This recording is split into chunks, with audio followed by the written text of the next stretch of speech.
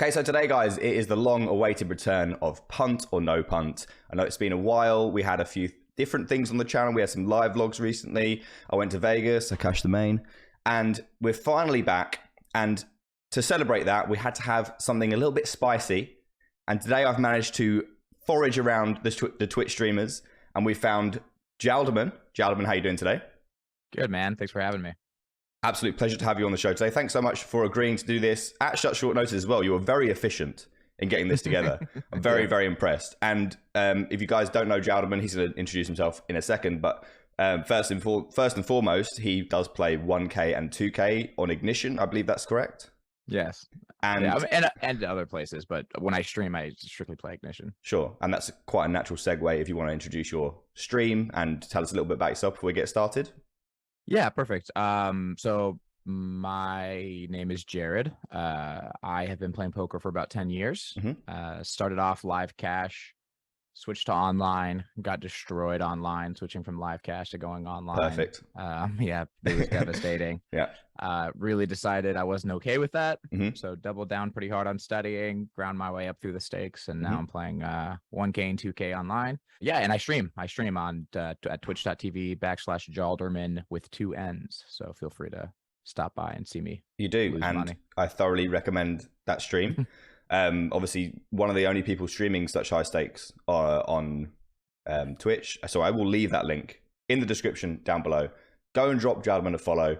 And yeah, he's got some pretty exciting things, including some live games coming up on his stream. So don't miss those. But today, Jaldermann, we're here for one thing only, and that is Punt or No Punt. Are you excited? I'm extremely excited. A little nervous, to be honest. No, you don't need to be nervous. The worse the hands are, the better it is. So I'll explain the rules briefly, guys, for those that have forgotten because it's been so long. The contestant today, it's Jaldermann, will bring up 5 hands. I will decide, and I know this triggers people every time, and I always add the disclaimer that, yes, the person that I have on is almost certainly levels and levels ahead of me in their understanding of this game.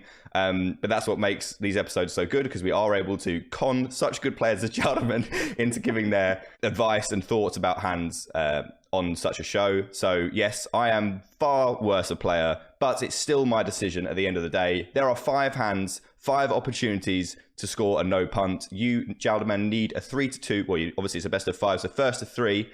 If you score 3 punts, you will lose, but you can come victorious if I decide that 3 of your hands are no punts. Do you understand the rules? I understand the rules. And are you content that I have not violated the integrity of the game by looking at any of these hands before we've started? Yes, very content. I believe that you have not seen them. Yes, that is obviously I could have seen them, but you believe me that I take this very seriously, seriously. With that all said and done, I believe there's nothing else to say. Guys, like and subscribe if you do enjoy Punt or No Punt. We will be doing more episodes, providing that I can get some more people to agree to come on in the near future. So if you enjoyed them, please do let me know by dropping a like and subscribe if you're new. Right, I think that's everything. That's the admin out of the way. King, Queen of Diamonds, Jaldermann, are you ready? I'm so ready. Let's go. So our first hand in search of a no punt is King, Queen of Diamonds. And as you can see, as you already have seen, the names are all, skewed because it's Ignition. And I don't think you can't see your opponent's names on Ignition. Is that right? They don't have names. Yeah. They just have, you see here, the first 2 is like P2, P3, P6. It's just, they just have player numbers. And you can't make notes on anyone or anything, or... Nope, you can't make. I mean, you can use your HUD for making notes. They do actually have an internal note-taking software. Okay. But then people often leave and come back, and so you don't. And then your notes evaporate, right? Right. Okay. Fair enough. Yeah. Okay. So basically, would it be fair to say that we're approaching every hand from a theoretical perspective? Do we already have any other choice? Yeah, we have other choices. I have player pool data on the pool, and basically, I treat every. Even exploits are approaching hands from a theoretical perspective, right? Sure. Like your exploit should be based in theory, but but to treat our opponents as though they play like a solver is no need to do, because I have lots of data that shows how the pool is playing on average. And then there's some tendencies you can see people do that's like, okay, this is leaning more towards you're probably a fish, because like I've seen you limp under the gun the last 6 hands, or like, something like that. Other than that, I mean, in spots where I don't know, I generally try to approach them fairly theoretical. Sure. So it's going to fold to us on the button. I like an open, Jaldermann. I like an open as well. 2.5. A call from the small blind. So I've got alarm bells, fish bells going off already. So this is the kind of thing you're talking about. As soon as they start, you start seeing things. It doesn't matter if you can't see what they're doing. Like, you're going to immediately assume this is a fish, I imagine.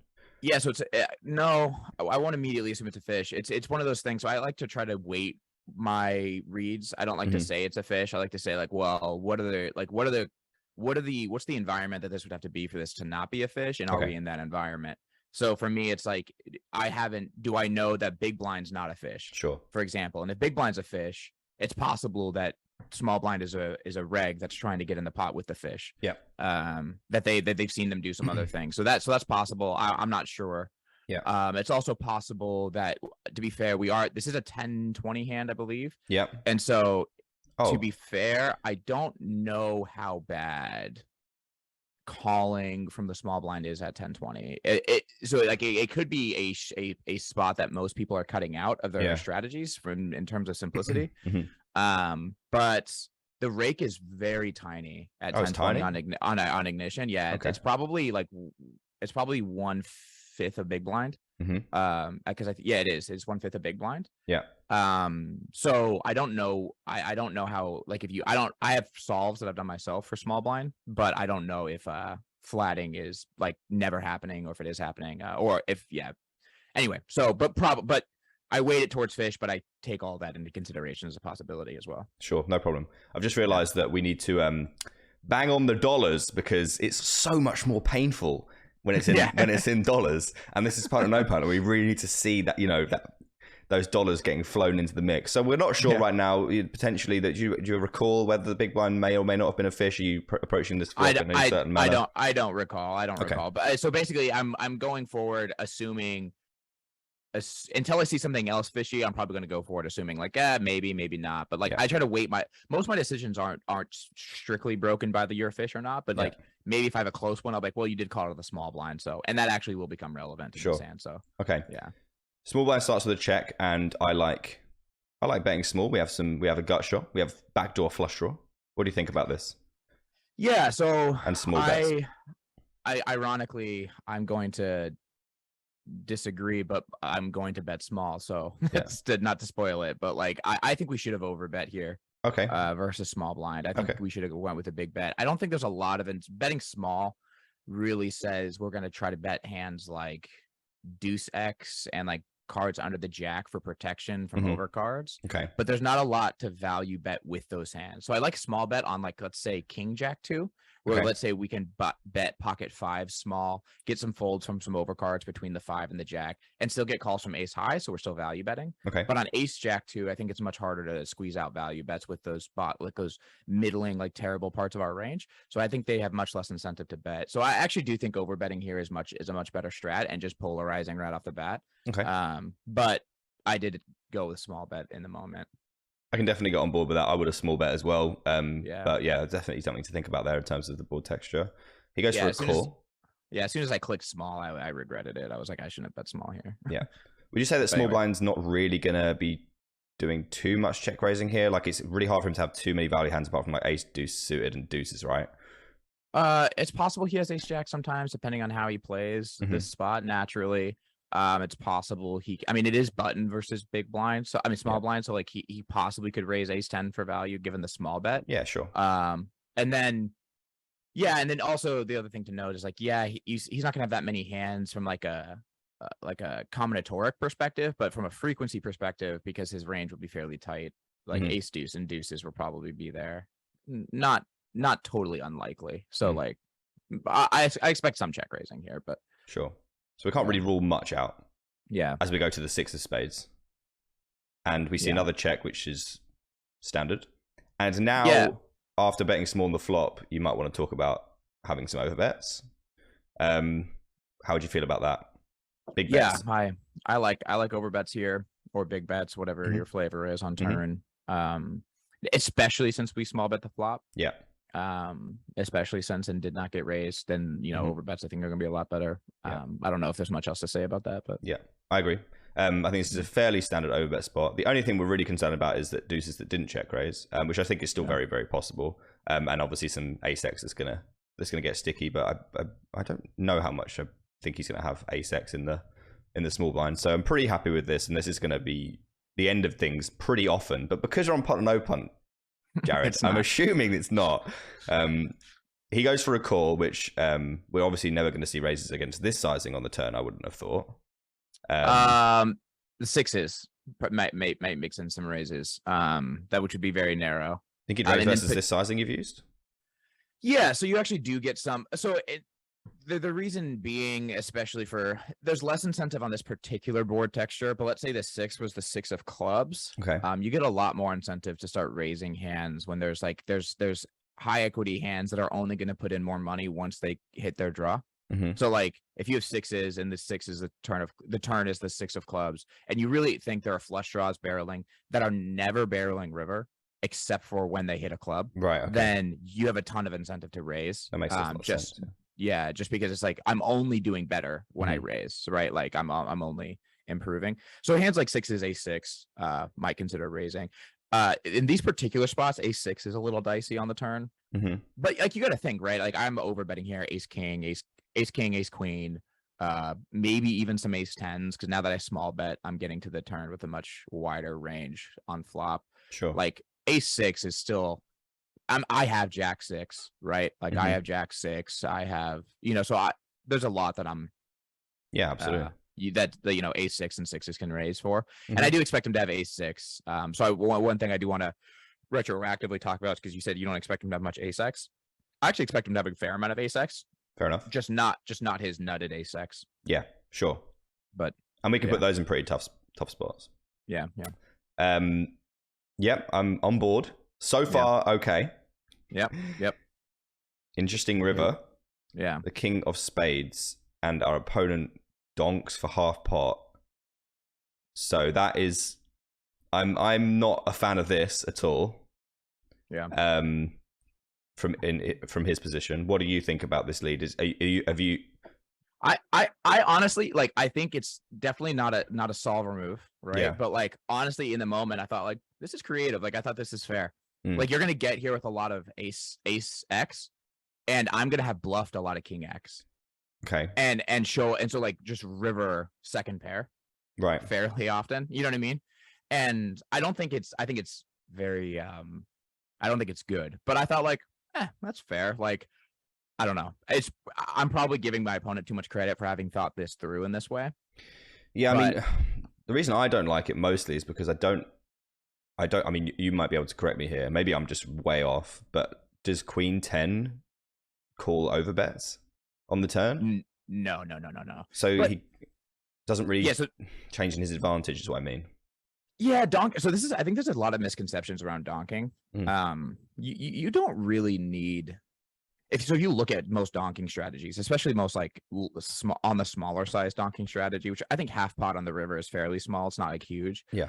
The donking range that is donking is not the nutted range. Okay. Right. So really what the donking range generally consists of is hands that they're not nutted, but they're beating a lot of hands that are going to now check back. Okay. And usually you see it in spots where you have nutted range because you slip in a little bit of nuts there. But generally, it's just spots where you expect your opponent to have a heavy. The criteria I give my students when I coach them is like you're looking for spots where your opponent has a heavy check back range, right? They're going to check back a lot. They're going to give up a lot, and a lot of what checks back might call a bet, and you don't want to give them the opportunity to check back. That is the best criteria. It's not even necessary that we pick up the nuts. So, for example, let's talk about like in position C betting, like in a single raise pot with the second card pairs, you see a lot of donk leading.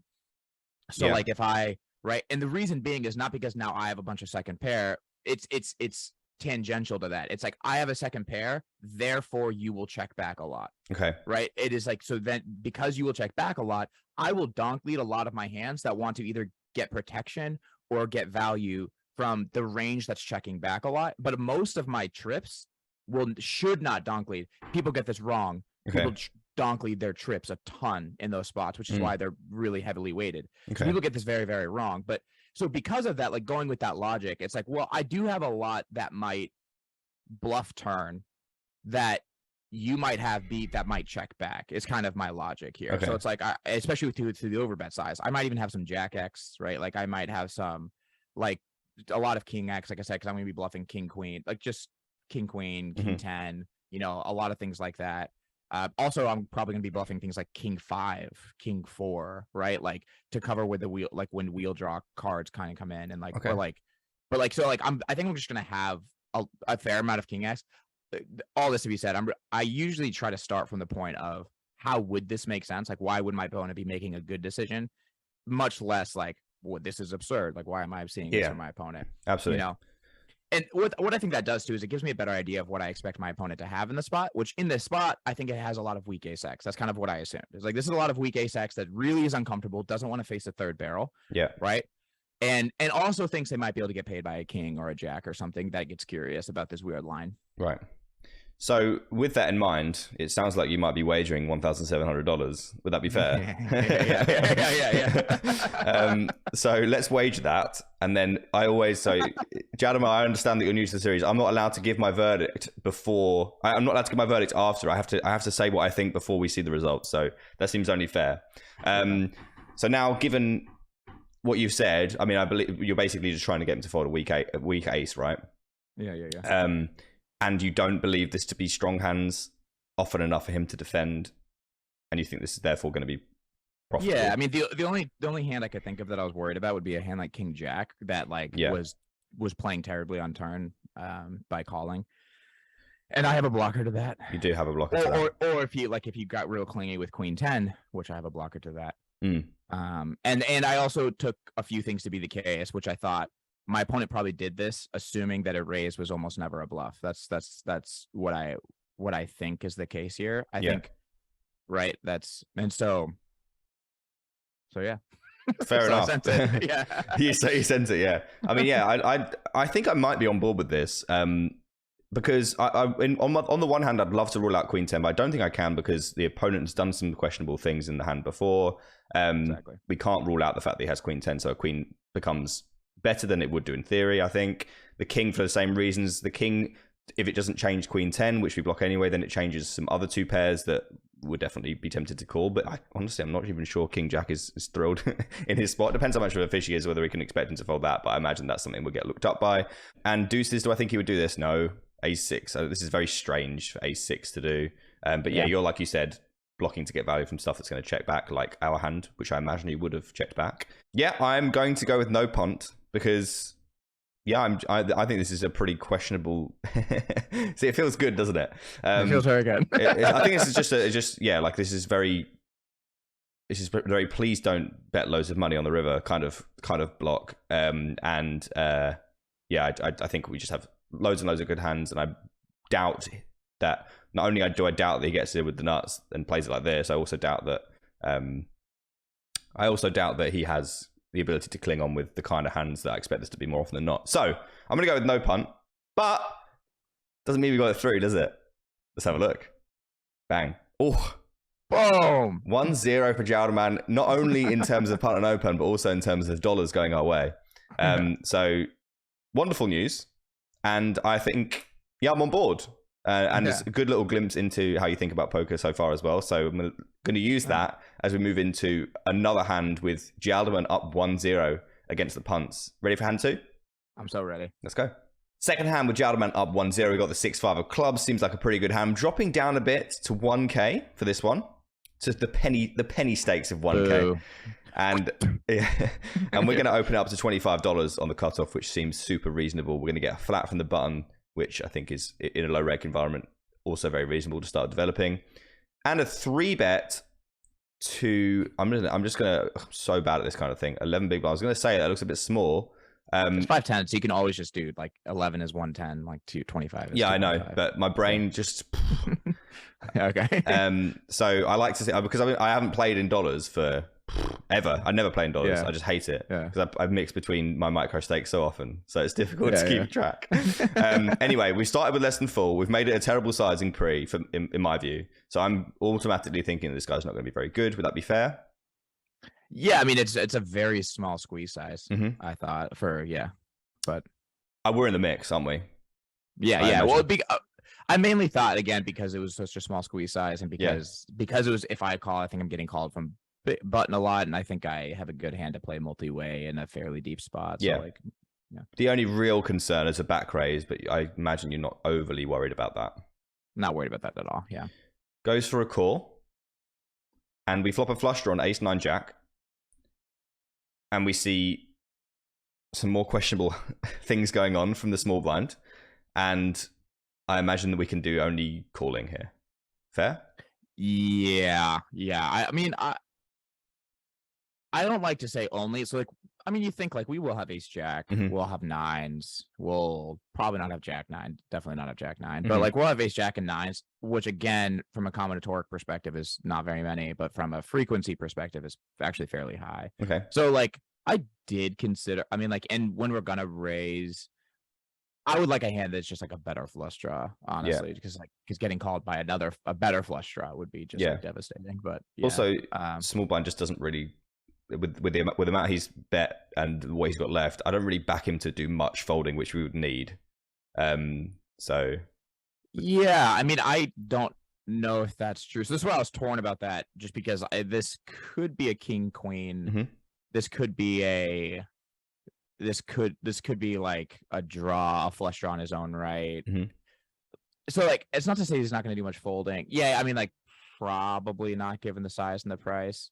But like the things I would be targeting if I was going to raise, I would just need a few bluffs that could like do good when getting king queen to fold, or you know, or king 10 of diamonds, or like, you know, or queen 10 of hearts, or like any of those Broadway draws are all probably going to barrel this, and a lot of them probably going to squeeze, if not all of them. So given that, I actually do think you will get folds. Like you'll get fold. You won't get folds from any obvious hands, like, you know, a pair of aces. Like his value range is all stacking off. But that doesn't mean you won't get a fold at a fairly decent frequency, and that can't make a bluff profitable here, but probably not this bluff. We also have a third entity who could have some things. That's the big thing, right? Like he could also have ace jack or nine, exactly. like at a very high frequency. So we call, which I think I'm fully on board with. Ooh, he's coming along.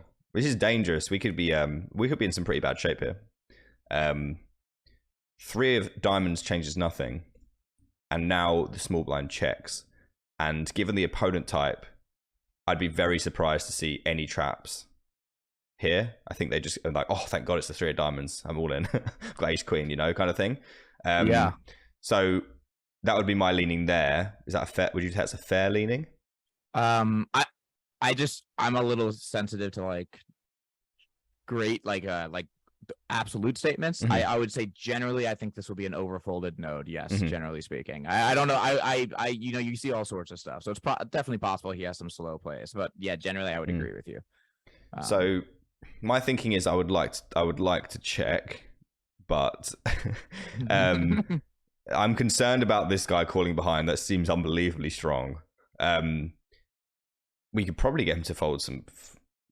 Thing is, we block some flush draws that would fold from the bun's perspective, and there are some that like he has some combo flush draws as well, which I don't know how would react to an 80% bet here. I'm just trying to think what you're up to, because it's punt or no punt. I would just be like, okay, check. But now because it's punt or no punt, I have to be like, okay, we might be all in or something like weird. So what are your thoughts in terms of small blinds checked? We've agreed about that, and then the button behind you, how much does that concern you? So my first thought in this is thinking about small blind. I want to think about the general heuristics that cause a check here, and what bluffs would fire flop and then check back. People generally like to barrel turned equity, even in multi-way spots, if they're going to bluff. So I'd expect everything that's not a diamond flush draw to have checked back. That was a flop bluff. All of that I do very bad against. It being king queen, queen 10, like again, all the things I mentioned on flop that might be betting and folding had we raised on flop. All of those sort of give up hands. There's also, I'm not actually ruling out hands like kings. His half pot flop size. People like to invest a little too much money sometimes with hands like kings when they're playing poorly, because it's more comfortable than checking. So I'm not ruling out kings or queens, which I think we'll get to fold. So there's a lot that I think is snap folding from small blind if we make a bet here that is good. So now let's move to button. I don't share your intuition that the call behind is obviously strong. The bet was like fairly small and you're in position, so like you get to leverage that. So I actually expect to see a fair amount of flush draws, better flush draws than mine, and backdoor draws, and even some like straight draws, like possibly even queen 10 or things like that from the button. And naturally, they're both going to have some strong hands. But when I sat here and thought, like, really what I was thinking, like, well, we could totally have ace jack or nines. What would I bluff? If I jam here, I think club draws that are beating me fold. So I think like king queen of clubs just folds. And stuff like that. And like if button called with queen, like the same kind of stuff, I think it folds. And button could also call with like, button has a little bit more likelihood to call with something like jack X. Just because they're in position on two people, they're getting a fairly good price. They're going to be able to realize their equity best. And then they can also, like a second pair in a multi-way pot is not terrible because you can always trip up or double or, you know, turn two pair or something like that. So yeah, I actually thought that my fold equity here was pretty great. That was my sounds like it's going in. Yeah. Bang. Right. I could appreciate where you're coming from. I'm concerned about pocket nines, jack nine, ace nine suited from button. I think those are going to be the things that you're going to struggle against here. And I'm also concerned about small blind just being like, nah, I just don't want to fold, because my experience with this kind of player is that they don't like to fold. It's not like we're dead though, so when we do get called. But I am concerned about the combination of the two. Makes me uncomfortable. On ace jack nine, I feel like that's a clear spot where button would think like, no, like I think ace jack is a slam dunk raise here. I'm almost certainly getting called by ace king ace queen by somebody else, right? Like and there's a lot of draws out there, like a lot, like a shit ton of draws. So I'm actually not totally sold on button not raising flop. Number one. Number two, though, the other thing that is important is for me is like I just think multi-way spots are overfolded. Like it's just like as a general heuristic, like it's just like it's overfolded. And I think one of the things that convinces people to like to not bluff very often, like I'm a big bluffer. Like I like to pull the trigger on bluffs a lot. And and one of the reasons I think a lot of people don't is I think your brain weights frequencies towards good hands. And like you're not like when you're bluffing, right? Like a successful bluff is not like, oh, they don't have ace jack. It's like, oh, they have a lot of king queen and things like that are going to fold in my mind. Like I'm looking for a lot of snap folds. And from both of these people, I think there's a lot of snap folds. Yes, we get snap called a lot too. And like I said, like you said though, then we're not dead. You know, so like we're not dead, we have equity. So yeah, for me it was I think I'm mostly concerned about a fuck it call from small blind rather than the button. But I'm saying that the non-zero presence of these things makes me uncomfortable. And even if it is for the reasons that you've just described, and I'm going to preface this with, I have a lot of sympathy for this play. I am going to go with punt. That's fair. Just because I'm not in love with it for the reasons I've said. I understand where you're coming from, but I have a feeling that this won't go well quite often. So I am going to go, but obviously it will work. It's obviously going to work sometimes. And I do like, for example, the button's going to shove some of his good hands on the flop because of the small blinds. It's not going to fold a lot of his good hands. And the small blind's going to bet a lot of his value hands on the turn. But I also just think that there are some very non-zero scenarios that are super bad for us. So I'm going to go with punt, and then let's have a look. So wait, is your criteria for a punt a non-zero chance of it going bad for us? No. Like I'm by, you know, when you say stuff like, I'm just gonna disagree with you there gently. I'm saying stuff like non-zero as in like there's a very non-zero. Yeah, I'm trying to be kind to you here, so don't make me say what I really think. Okay. Yeah. Okay. That's fair. That's fair. You know, we're just newly acquainted. I was just trying to be nice, but no, punt. Well, we can watch this play out. We get called by the button. Yeah, right. We get called by the small blind. So I'm thinking maybe I was on the right lines. You weren't on the right lines, but you have to. No, you'll see both their hands, but you have to go back and watch this on my live stream. Oh, I'd love to do that. Yeah, this happened on my live stream, and I talked through the whole thing. And the river, you'll just have to watch it. Okay. Anyway. The river's a six of spades, and I don't imagine we win. Ace king. I'm surprised at the turn check, but again, it's non-zero. Exactly. It was non-zero. No, you said fuck it calls were non-zero. Oof. I mean, he kind of has to at this point, doesn't he? He's got the open-ended with the flush draw. Yeah, queen 10 of clubs is what I was concerned about, but yeah, queen 10 of diamonds makes a lot of sense as well. So for me, in my opinion, these two showdowns, Mm. they don't disprove me. Like, these are two things that I thought were rare occurrences. Yeah. You know what I'm saying? Like, Queen 10 of Diamonds, of course, is calling, and Ace King. But yeah, why you have to watch is because I won the side pot against Queen 10. Consolation side pot. Yeah, but I didn't process the hands and just watched my hand get highlighted. Yeah, and I thought I'd won and went insane. That's so funny. So excited. Let's see if we can sort of Jaldermann out to play that clip. Hope for a glove now. Oh, geez. Oh my god, dude. Oh my god. We won the side pot. Oh god, I missed his hand. Damn, I was way too hyped. I thought for a second I just saw the 6 in my hand get highlighted and I thought we just won. We get $350 consolation prize for punting it off with 6 high. And we go 1-1 with 3 hands to go. 1-1. Jaldermann, hand 3. Are you ready? Yeah, I'm so ready. Let's go. 1-1. Deservedly so, I would say. It falls to the small blind here. We are playing 1K, as you can see by the blinds, but we do have 2 bags in front of us. And that could present some rather interesting situations, I hope. The small blind it folds to, Mr. P5, and he opens to 28, which seems fine. And we go for a call, which is also fine. 6-6 deuce. And our opponent bets about 2/3 the pot. I imagine we want to start...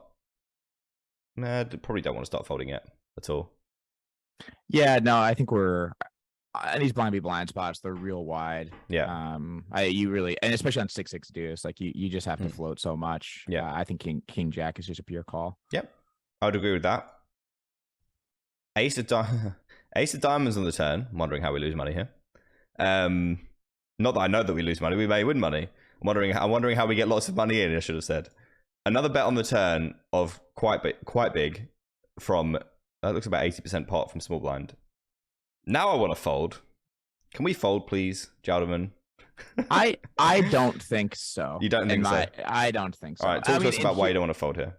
Yeah, I mean, so like the bigger size is really saying like a 6 or an ace. Mm-hmm. I think once you multiply the frequencies that an ace bets big on flop, and just the general how wide our opponent's range is, and how many hands I think might be interested in barreling turn or might think they could barrel turn successfully on an ace against all the hands that we float flop. One, we also don't have that many hands here either, period, right? So it's like, and 2, like I'm actually torn between whether I like calling, like let's say a hand like pocket 3s or King Jack more in this spot. Like they've got to be performing very similarly, except for King Jack might have just we have blockers, so like the better ace X, and like I don't know, but ultimately to say like I think this is probably even at equilibrium, I think this is if it's a bad call, a slightly bad call. It's not like losing a ton of money, but given how wide the ranges are blind be blind and how likely I think people are to give themselves credence for ace X when they don't have as much as they think they do, I just think this is going to be an overbluff spot. Okay. And so for me in spots like this, just to peel back how I view bluff catching, I'm just making a binary decision on if I think the spot's overbluff or underbluffed, generally speaking. Okay. And if it's overbluffed, I'm just not folding any bluff catchers. Okay. And that falls into this category. And that falls into this category, yeah. Sure. What do you expect small blind to barrel here? In terms of bluffs or just everything? Bluffs mainly I'm interested in, because I kind of know what he'd value bet, but... Yeah, I mean, there's all the diamonds naturally, and so having the jack of diamonds isn't amazing. But like there's all the diamonds, there's 3-4, there's 4-5, there's all the gut shots around that as well. I can see even like 7-8 thinking 7-8 of clubs thinking like, oh, I blocked 2 6s getting in there. And honestly, and then you can also get hands like King 3, King 4, King 5, Queen 3, Queen 4, Queen 5. Like there's just so many options of hands that think they're gonna do well. And this is like, especially if you put me in the other person's shoes, I'm certainly thinking this line's overfolded. Yeah. Okay. Right. Like I'm certainly thinking this line's overfolded. So I'm not going to be too conservative with my bluffs. Okay. But we call. Yeah, we call. 4 of spades. And many dollars. Yes. And we still have king high. And some of the things that you said that would be bluffing the turn, such as gut shots and things, now have some showdown value in his shoes. So he is now sized up. That seems a reasonable option. What are your thoughts? You have king high. Yeah. So I think we beat. I still think we beat bluffs. Right. That's sort of my thoughts. I still think we beat bluffs. This size, again. So what I just asked myself generally in these spots is like, well, what's natural for both parts of the range, and like, does this size constrict their bluffing range or does it constrict their value range? And how wide or big was their bluffing range or value range to begin with? And so like for me, I'm looking at the spot saying, okay, well, this size probably constricts their value range a lot. A lot of the ace X I was thinking barrel turn, I wouldn't expect to pick this size on river, especially because I'm not expected to. I think this size with ace X is probably fine, but I think it's just like a little unnatural and like I agree. Right back down from it. And the ace X at wood, I think my blockers are extremely relevant. So for the ace X that would think that maybe they could get away with this size. Sure. I think this is very 6x. Yeah. Heavy, and so once we agree to that, yeah, I think you are facing a very tight value range in a spot where you have a lot of candidates for bluffs. Doesn't he just have a load of 6x though? Just chunks.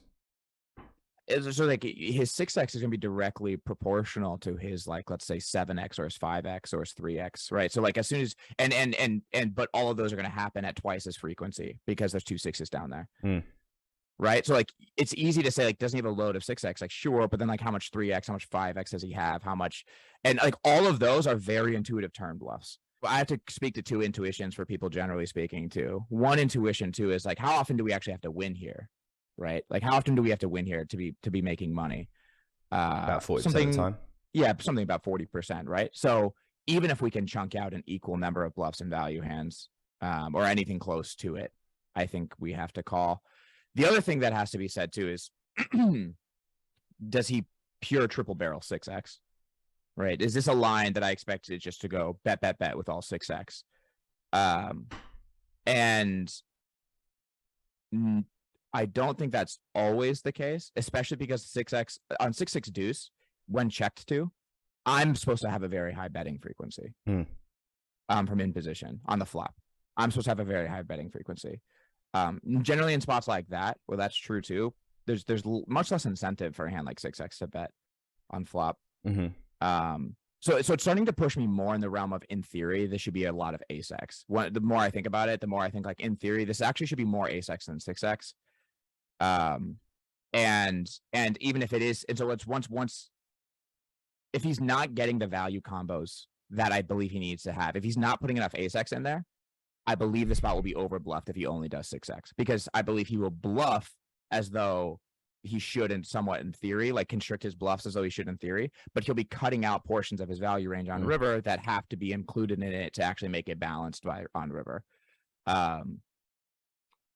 That's my thought. Fair enough. So you like blocking ace X region rather than blocking 6x region? Because my first thought was I'd want to have, because if he doesn't open jack 6 offsuit, which he shouldn't, then you want to have a jack that blocks a 6. You have a king that blocks a 6, but not a jack that blocks a 6. So that was my first thought. Is like, if we're going to mix any king jack calls, then I'd rather block 2 6s rather than just one.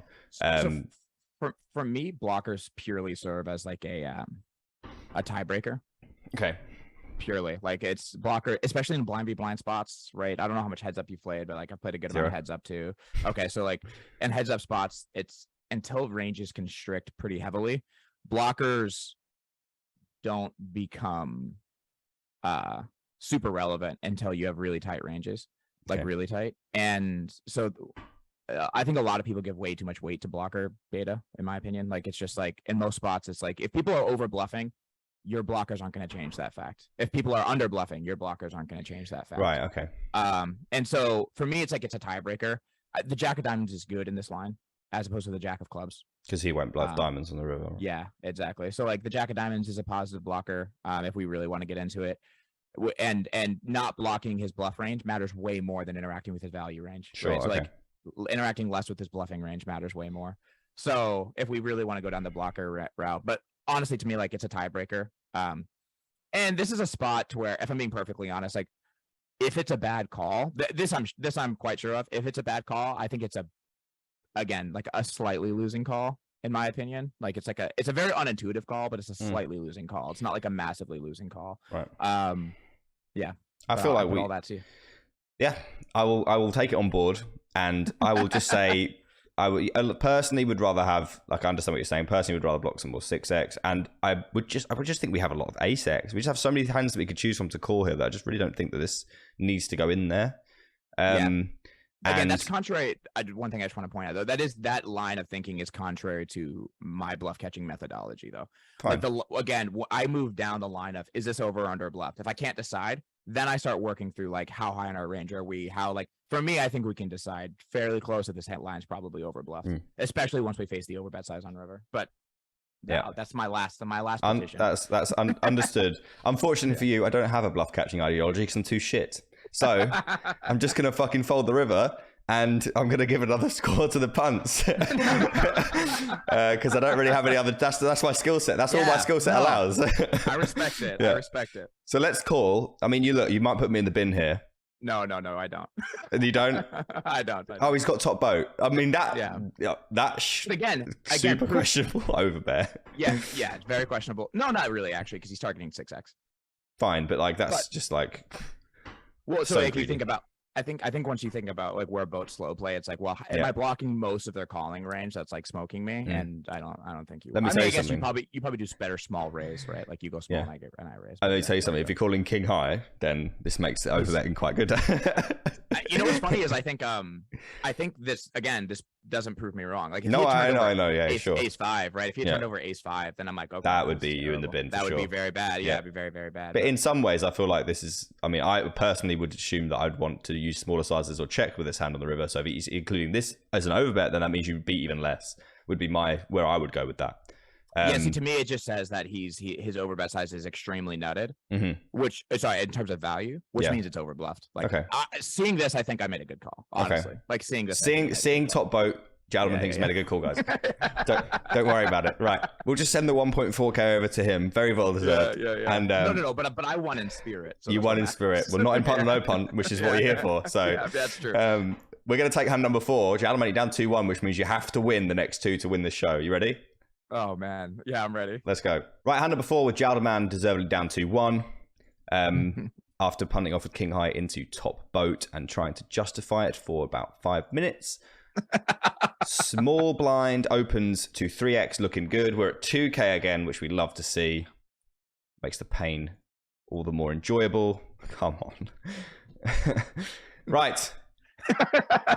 There's 3 green cards on the flop, and we have 2 under red cards. It checks to us. I guess I just want to check, but I imagine if this is here, we're doing some things and some stuff from this point. I mean, so, like, in my opinion, monotone boards are extremely overfolded, and by my opinion, I mean by the mass data that I've collected at this pool. And that would not be super relevant, specifically in blind v blind too. But that wouldn't be super relevant if we didn't have 2 hearts. I mean, sorry, 8 high, 8 high. So 8 high is both those things are bad, by the way. Both those things. Well, no, but 8 high makes a better bluff, right? And I think it makes a particularly good bluff for 4 club runouts. Okay. But because we will, like, often, like, not interact with many folds by the 4 club. To be fair, I actually don't remember if I bet this flop. But if I do, I like it. You do, and you bet 2/3. Yeah. Whew. Talk to me about this sizing as well, then. Yeah, this is actually a size. So I don't know if Ace Jack 9 in particular is a size, but this is a sizing that will be chosen at equilibrium fairly often because of the heavy connection from the Ace X and Jack X. Yeah, and like single club combos, and we will have a plurality of lower flushes, and like the Ace and Jack interact with the small blinds flushes way more than they interact with ours. Okay. So like it removes a lot more flushes from their range and thus makes our range a bit stronger, but also incentivizes us for protection because we to get max value from like a single club when we have like 8. Imagine we had 8-6 of clubs, right? Like there's a lot of single club overcards to us that we really want to extract money from and put in tough spots. But we don't have 8-6 of clubs, do we, Jaldermann? Maybe I misread it though. Maybe I misread the hand. So we're value betting the flop with 8 high. Okay, we get called. I'm so done. I'm so done. I'm so done. Ace of spades. Check. I'm struggling to get on board with this so far. Yeah, that's okay. We still have 8 high. The turn's the ace of spades. And yeah. Now, how do you feel? This is good because I actually don't remember how I play this hand. Okay. So, I mean, in my thoughts now is like I don't like the ace naturally. After having big bet, but I'm thinking in terms of what I would barrel here with. So my intuition is that I'll check this turn. That's my intuition because I usually how I like to pair off my bluffs is like I plan to bluff this in conjunction with my single club value hands. Right. That's kind of what I'm pairing this off with. Yeah. And in which case I plan to play this as though I had like the single king or queen or like single 10 of clubs or something. Okay. In which case I think I would check this turn fairly often with those. Bluff a club river. And bluff a club river. That's my thoughts. And then I think that would be my initial read on this spot. But I would like to see some big bets here though, because like when we have the flush and we see the ace, we're elated. But right? Surely like we have some better hands to choose to bluff with if we do have flushes. Yeah, we're gonna have flushes, but do we have to use 8-6 of hearts? Well, what's tough here? What I'm thinking of is like what's tough is what do we bluff on turn? Right, we're probably bluffing club blockers. Right. So what that leaves me with is what club blockers would we bluff with, and then what value hands do we have if the fourth club comes in? So I think it does put you in an interesting spot where I think you do have to choose some non-club blocker hands to bluff here because you're going to be using club blockers to bluff here, and then you'll end up on monotone boards with no bluffs. Okay. Does that make sense? And when you're doing that, you want actually really low, what's called out of the way cards that aren't interacting with their, and if anything, we are blocking ace 8 and ace 6. Yeah. So it is, I actually do think a turn barrel here would make some sense with this hand. I think in theory it would be actually would be done. I'm indifferent between the two, and I bet I rolled for whether or not to bluff this turn or not. And you have checked, which I prefer. Yeah. And it sounded like you probably preferred it as well, just about. Yeah. Yeah. And the river's the queen, which isn't a club, but we do have 8 high. Oh God. He bets 2/3. We fold, and hand number 5. Let's see if what are you gonna do here? Okay, so my thought on this, you know what's funny is you have to click what I do next first for me to be able to explain, because I have to talk. Obviously we don't call. Yeah, sure. Obviously we don't. Yeah, obviously. So I put in a pretty small raise. Okay. And I think this particular raise size will induce a lot of folds, like a massive overfold to the size of the raise that it is, if that makes sense. It's a very small raise, and actually, so when you're this is another thing I think people get very wrong. When you're going for these like hyper aggressive, like very like you get bet at and then you raise, you do pick bottom of range hands extremely often. You do pick like, okay, this is like my absolute worst hand very often in these spots. And this is why these aggressive lines are very under bluffed, is because people don't do that. They just show up with 8 high and they just click check back. Right. But when I'm doing this, I want to fold out bluffs that I'm losing to, right? That's part of the incentive here is, right, like when he barrels at me with king 8 off with the king of clubs or something like that. Right. I'm getting all of that to fold, right? Yeah. So like you want to pick some bottom of range hands, or even like, yeah, king 5 suited or something like that. You know what I mean? Like you want to pick bottom of range hands because it improves your fold equity to hands that beat you, to hands that beat you. And then so really my question was just of sizing, and I thought like, well, if I had value here, this is a really dicey spot to be raising. So I'm going to look really like begging for a call size. Like that's just kind of like what I'd be going. Are you saying with. This is the only sizing you would use if you raised? No, probably not. But again, given what I'm trying to get to fold and where I think my fold equity is coming from, I don't think I think this kind of hand would go into a smaller raise size, and like our better blocker hands would go into a much bigger raise size. Yeah, I'm just interested to know what your value hands would be for this sizing, because you obviously have a lot of hands that want to go bigger than flushes. this. Yeah. So flushes. Flushes, and I think I'd more like when I big bet ace 9 on flop or ace jack on flop and turned the boat, then checked back. That would be like my huge size. Okay.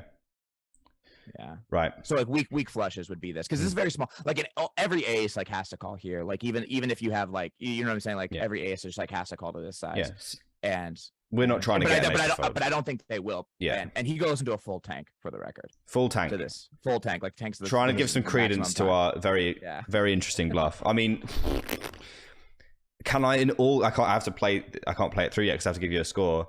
Can I in all good conscience give this as a no punt? I don't believe that I can, because I just, like, if you show me this in a context where someone that I know is as good as you and with a lot of information that I don't understand on the pool, if you show me that in without this context, then I'd be like, what on earth is going on here? But I understand what you're doing. I'm just not about it. Do you know what I mean? Can I ask how your red line is? My red line, no, it's losing, but like also I stream every hand, and a lot of people, I get a lot of people in my. It's not losing mega though. I try to keep it about even, because I know then in my mind that even though I'm streaming, that the people that they can see me doing both things, and it's a pretty. I can't over redline. It's completely. I mean, I don't bluff 8 high on this board. Maybe I should start mixing it in. I really do think when I started getting to nodes like this with bottom of range hands and started bluffing them more, I think it helped my red line so much. Just like I have bottom of range and like choosing those spots just more, not always, but like choosing them more as bluffs help my red line a lot. But that's my. Please, Jaldermann, I can't do it. I can't do it. I can't do it, bro. I can't do it, bro. Like, I just can't do it. Like, it's just not going to happen. Which means that you have lost 3-1. I've lost. That's okay. But hang around, guys, because I'm reliably informed that last hand is pretty fucking special. So don't go anywhere. The last one's really good. But we have lost here. I mean, if you think the last one's good, and this one is, this is way out there. Like, this is in the spirit of the game. We get called, which is, I want to say deserved, and what did we get called by? I mean, full time back. Full time. Yeah, we did. Full time. I bet you felt pretty good about yourself when you saw this happen, because I don't expect an ace to ever fold here. But then again, who the fuck bluffs this spot? Exactly. That's all you. That's all you really. You're have saying to all go. these things. This shouldn't be a punt with all the. Yes, but that's the river. You bet 2/3 pot on the flop, bro. Like I just can't get on board. That's like you got here because of the flop, and the flop is what bothers me most. So that's fair. I'm gonna go with punt, which means you've lost, but you've won a place in our hearts, and I'm sure that's all that matters. That's good. So the last hand is I've not seen it. Reliably informed, it's fantastic. So it's very good. It's very. We're down 3-1. We're in the absolute bin, but I'm sure that there's still some shred of integrity you have left that we can obliterate. I don't think this last one. Oh no. Okay, good. Right. Yeah. Let's go take a look. Okay, hand number 5 with Jaldermann already defeated. By the way, guys, obviously my scores they mean very little. You've all been very clear in the comments that you don't care what I think. So let me know what you think about the hands. I know you always do. Let me know what you think the score would have been today. I am hearing some good. Jaldermann is very excited to show me this hand. I'm very excited. So without further ado, hang on for I showed this to a couple people, and one of my favorite reactions to this hand was, "What on earth possessed you to do this?" So that's some preamble. I'm so excited. We've had some things on here before. For example, the Wacko. I think the Wacko's hand is probably number 1, which is when he called 10 high on the river for like 5k or something. That was very enjoyable. We've defended the big blind so far. I'm okay with it. We flopped a gut shot, a backdoor flush draw. I'm okay with that. At least we don't have 8 high with no redraw. 2/3 pot from the button, which seems fair. I like it. Don't mind it at all. And we could go either way here. I'm actually fine with the other option. What do you think? Yeah, I'm okay with that. Yeah, I think honestly all of our options are fair at some frequency. I think folding is okay. I think calling's okay. I think raising's okay. I would tend to agree. I think you'll probably get a bit of each. Yeah. So we mix what we mix, and we call. Yeah. Which I think is completely fine. The Ace of Hearts. I went to click that button when I was on the topic of the Wacko. Whenever I was clicking this button, thinking, okay, check, it would always be some random donk on some stupid street. I'd be like, oh, are you ruining my game? Because I don't know any of these lines.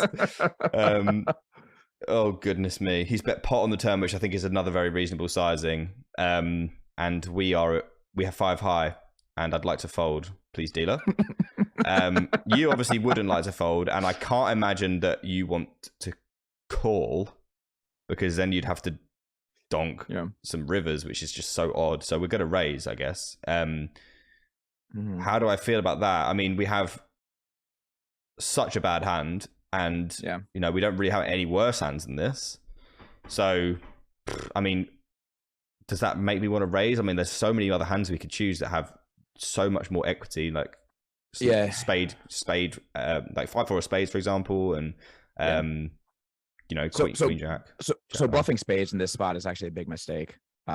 Even in a solver, you don't want to you're trying to get folds from spades in spots like this. Okay.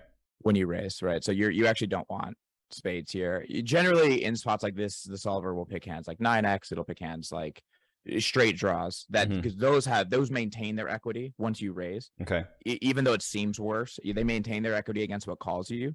But because most spade draws should fold once they face a raise here.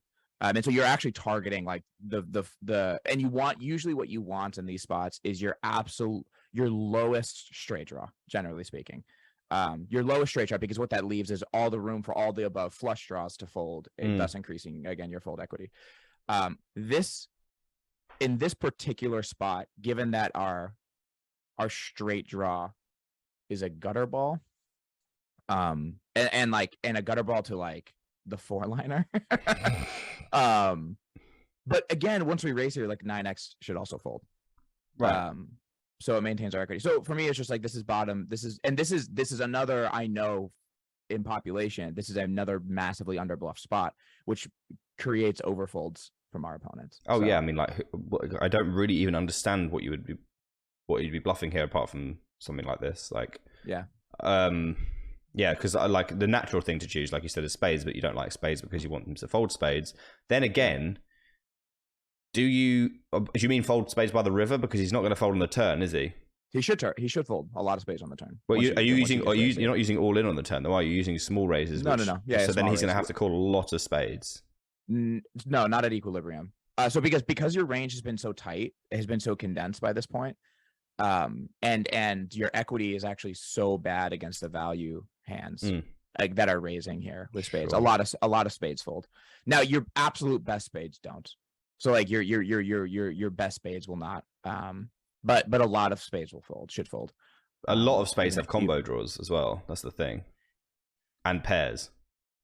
On the turn here? Yeah. So when you raise and he's not folding queen jack of spades, king queen of spades, any ace x of spades, 7-6 of spades ever. Jack something of spades. They all have like straight draws and stuff. So I don't really see which ones will fold. Like what spade combos fold? So I think if he calls all spade combos, let's say, for example, so one of the values in putting in raises in this spot is you force people to choose between their draws that they think are high equity or way over defend, and therefore massively pay off your value hands, and therefore or massively overfold rivers, or like it can just trickle out in so many ways. So once you put in a raise here, they actually do have to choose between like, okay, am I calling king high flush draw, or am I calling the flush draw with a gut shot? And if I call the flush draw with a gut shot, then I need to fold the king highs, or like I need to. And so they have to choose between them. Also, though, there's a lot of bluffs. This is a particular turn node that I think is, especially this board, is really overbluffed with all sorts of things. I think there's lots of 9x. I think there'll be lots of Broadway draws. I think there'll be lots of like a lot of other things that are choosing to double barrel this turn. And honestly, not even a ton of flush draws, because people have this heuristic where it's like, don't barrel off with flush draws. And so they'll be like, I'm going to take king, queen, king, jack. I'm going to take my 9x. I'm going to take maybe even some 6x. I'm going to take like some bottom pair stuff. Like I'm going to take, they're going to like, I think really massively overbluff this turn with a lot of things that I think will fold. Okay. But I don't think it's unreasonable to say that he'd fold spades by the river, but I don't see, apart from like king 5 and like queen 5 of spades and stuff like that, I don't really see a lot of his spade combos folding. I see them folding by the river, which is why I'm like okay with it. When I was saying spade I was speaking more in generalities, but also in this spot also, I don't think the spade combos are the bulk of the bluffs we're seeing here. Sure. But either way, in general, so let's say this is like not as connected in terms of straights. flush draws, if people are, this is just a PSA for people who might get raised on the turn after betting pot with a flush draw. A lot of them, if you just have a flush draw, a lot of them should fold. Like if you look at that spot in a solver, a lot of flush draws should be folding. Now, if you have naturally like the jack of spades here, that's different when you have like a gut shot and a flush draw or something like that. But again, in this particular spot, the draws I'm expecting to see and get to fold is not specifically the flush draws. Okay, right, fine. Yeah, I'm concerned that he doesn't. Yeah, like you said, doesn't bet a lot of them on the turns. Like king five of spades. I don't really think he wants to bet because he hates folding to raise. Yeah, so he bombs himself out of his own equity. Anyway, our raise size is very interesting here because no matter what we make, this is going to be quite awkward. So I imagine we want to make because of his pot size. Yeah. So we're going to probably be going quite small, like click plus a little bit, maybe. So usually I stick with a percent size to most raises because it scales with the bet size. Right? Okay, like if you raise to 50%, the bigger the bet size, the smaller your raise. Okay. If they bet 25%, your raise is bigger. So so we have gone a little bit bigger, and I might have just misread the pot size. So this is going to be like 1.4 with 1.2 left. So that seems pretty reasonable. So we're still going to generate a chunk of folds on the river if that's what it comes to, which I assume it's going to need to. He calls, which is not surprising, but I do think this sizing will fold out potentially some of the things that I said that it might not, because I was anticipating maybe slightly smaller. So this is why you were saying so much about you don't expect him to bet spades on the turn, because now there's a spade and you've got a hand that can't win.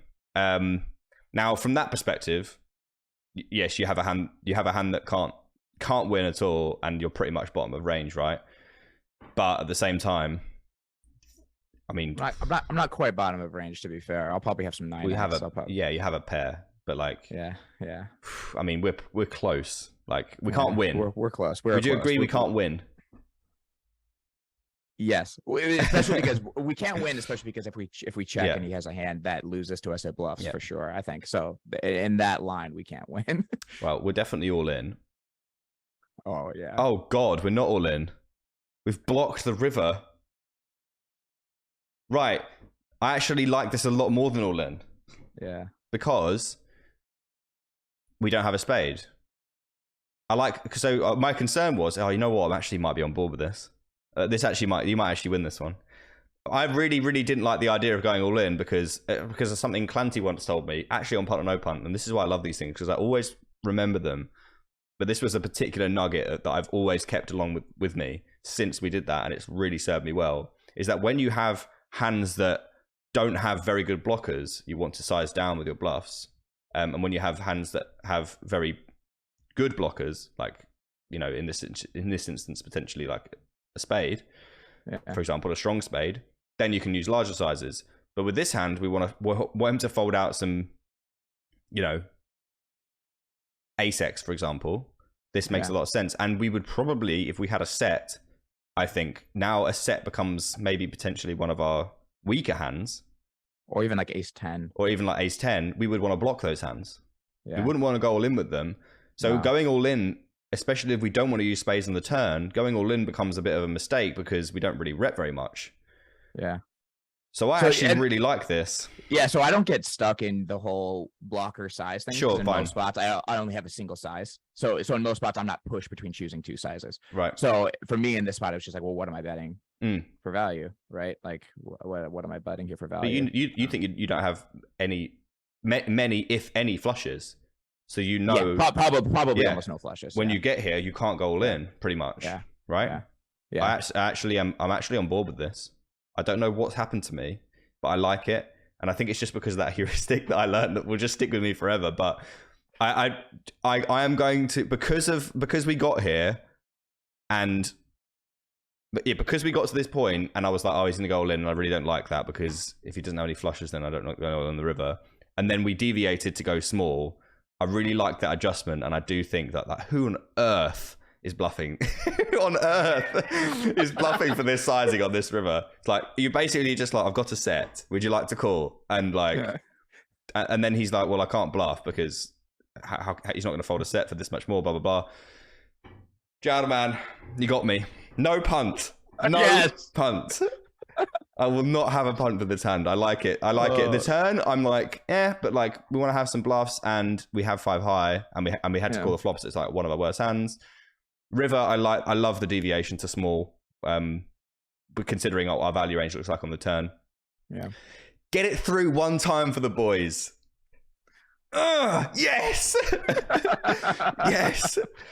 I love it. I love it. Hand.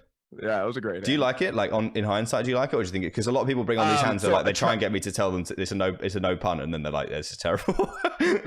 Yeah. So the turn is the line that I'm most suspect of. Yeah, sure. The turn, I missed. I to be perfectly honest, I think I misread the spot a little on the turn. Like I read the spot as. I've read my hand as something slightly different. Like I basically bucketed my hand in a way on the turn, and then looked back at the turn. I was like, oh. I should just be using 9x, but I don't think, again, if it's bad, I don't think it's that bad. And then on the river, I think I'm printing money with this bluff. So like once I get here and then I put in the small size, I think I'm printing money. So once we get to the river, I think I made it. I think you're making a ton of money. The turn is the spot that I'm like, nah. Yeah, I the turn is definitely meh, but because you redeemed yourself, I don't want to get, you don't deserve to lose 4-1 today. You might deserve to lose 4-1, but I don't believe you deserve to lose 4-1. I really like this. Yeah. Not that I'd ever do it, and everybody that watches this video is like, yeah, okay, yeah, you can do this next time, aren't you? No, I'm not. But I like it, and that's all that matters. Yeah. Right, Jaldermann, you lost 3-2, but that's okay. It's a stunning performance, and this hand I really, really enjoyed, so thanks a lot. Right, that's going to do it for this episode of Punt or No Punt with Jaldermann, and in true Punt or No Punt fashion, usually the last hand doesn't go as people want, but I like to push over the money to wherever it belongs. And this time, I feel like we earned our 1.6k. Jaldermann, you've lost 3-2, but have you enjoyed at least playing? Oh yeah, it was great. It's always fun to take some of like your wackier hands and just showcase them. Yeah, absolutely. And like, you know, I appreciate you bringing on such weaponry. Like some people, they go easy on themselves, and I have to be like, oh, okay, this, you know. But this, you definitely didn't. You spared no punches here, and you really brought the big stuff. So I really appreciate that, and it's really cool to have you on the show. I really appreciate you getting this all together for me so quickly, and an absolute pleasure to work with you. Hopefully we can do some stuff again, maybe in the future. You've lost 3-2, but yeah, some awesome stuff in here. And yeah, if guys couldn't recommend Jaldermann's stream enough, the link will be below, so make sure you do drop him a follow. He's got some really, really cool stuff coming up on his stream, so I thoroughly recommend that you check that out. With all that said, Jaldermann, you've punted it off, but it was a fucking blast. Thank you so much for being here. Thank you so much for having me. Awesome. And I'll see you guys on the next one. All the best.